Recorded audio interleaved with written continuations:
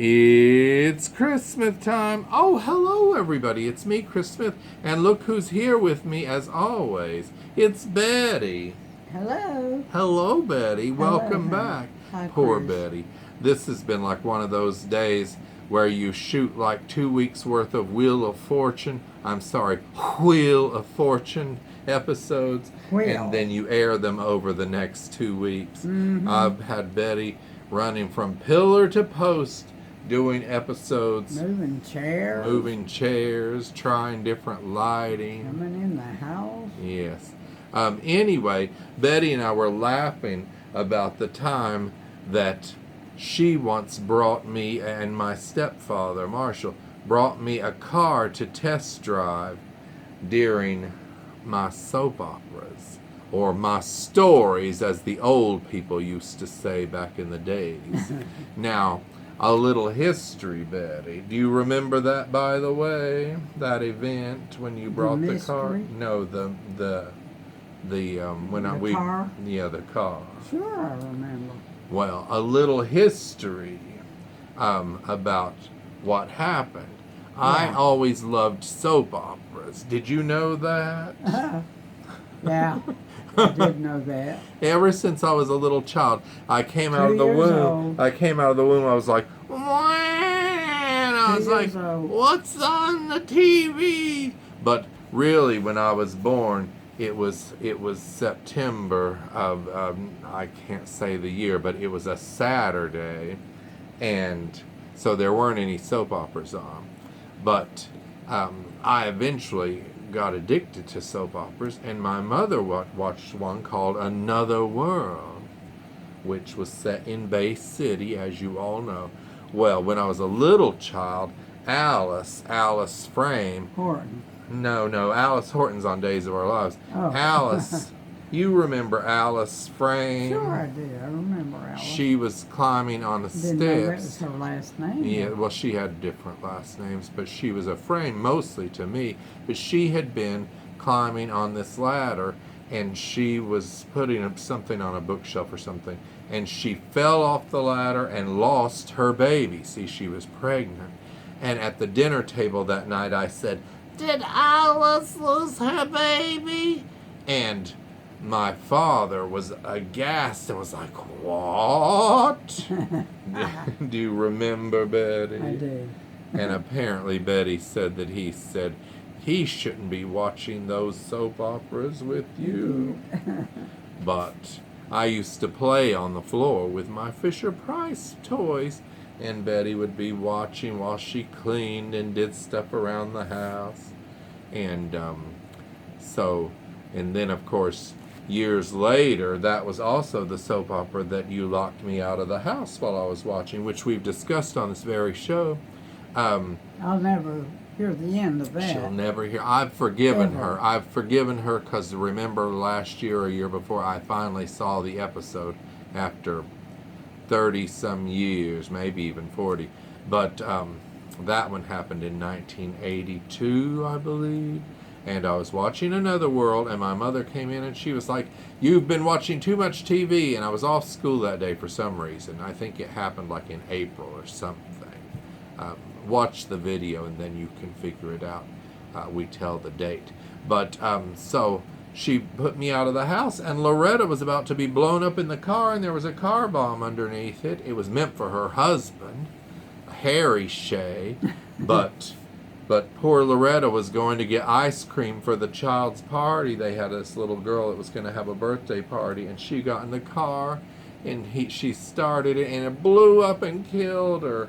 And the husband, Harry, tried to come and save her, and his hands got burned, and he had to be all bandaged. Well, of course, Betty locked me out of the house, and then when I ran around the house, all the doors were locked.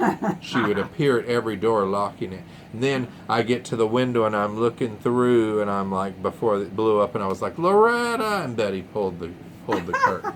So fast forward to like 1986, and I'm minding my own business, watching Another World, and here comes Betty and Marshall, and they're like, "Guess what? We got a car for you to test drive. Come on." we're going to test drive this car. Well, the VCR wasn't working that day for some reason. So I was like, I can't go right now. Another World is on, followed by an all-new Santa Barbara. And I said, can we go at 4? And what did you say? No. She said no. And so, oh, there's a fly or something. So they wanted me to go right then. And I did. yeah. And so I had to find a little audio tape recorder upstairs, put it by the TV, hit play and record. For you kids who don't know, we had these tapes. You put them in, hit play and record, and you could record just the sound. Isn't that wonderful? So it was like radio days. And then we went test driving this car, and I couldn't tell you what kind of car it was. Could Me you, either. Betty? No. I know it was a puke-colored car that was sort of gold and brown and looked like phlegm after you had had a really Well, bad I night. didn't think it looked like that, but you did. Betty loved it. She wished she could have I it. said, oh, I like this car. I think I'll keep it. You should have, Betty. Well, I had one. Oh. I didn't need another one. Well, anyway, so we go on this test drive. and we get back, and Betty's all like, and I don't remember if Marshall said anything. He was a never man of said- few he never- words. He never says anything. Betty was like, well, we're taking the car back because you're not ready for it. You're not interested. And what was your thinking Well, it when was you all said about soap operas and not driving a car. that? Well, I don't know why a person can't have a car and also watch soap operas. Well, you can. But 'Cause- you was more you weren't interested in the car. I would have been interested in the car at 4 o'clock. Well, anyway, it went by that way. Yeah, so anyway, I'm like, what? I missed Another World in Santa Barbara And And- don't get the car. and didn't get a car. So it was all for naught. But don't worry, that night I listened to the audio of the shows, even though a lot of it was like, dun dun dun dun, and you're like, what's going on? I can't see it. So I cried myself to sleep that night because not only had I missed 2 hours of my shows, but I lost out on a car. But don't worry, the next year I got a Chevy Citation. It was blue, and it was a 1981. That's the one you drove cross country? No.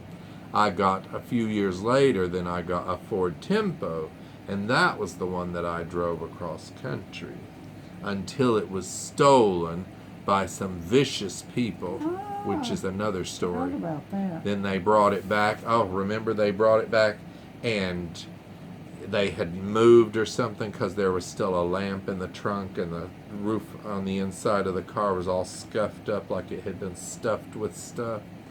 And they tried to yank up my radio, and all it would play was conservative radio with Rush Limbaugh. Oh, horrible. Talk about driving in hell. Well, anyway, so now I'm able to drive and watch soap operas, and nobody bothers me about it. Isn't that wonderful? Yes. Yeah, that's better for you. Okay. Well, I knew that Betty would want to talk about that subject, and I'm sorry that it always seems like I bring up painful things from the past, but That's most all of life is pain, even good memories. It Oh, is. so thank you for joining us, Betty, and talking You're about welcome. that My car pleasure. and Another World, and I'm sure we'll talk about something even more thrilling next time. Okay, goodbye, everybody. Goodbye. Goodbye. Goodbye. Until it's Christmas time.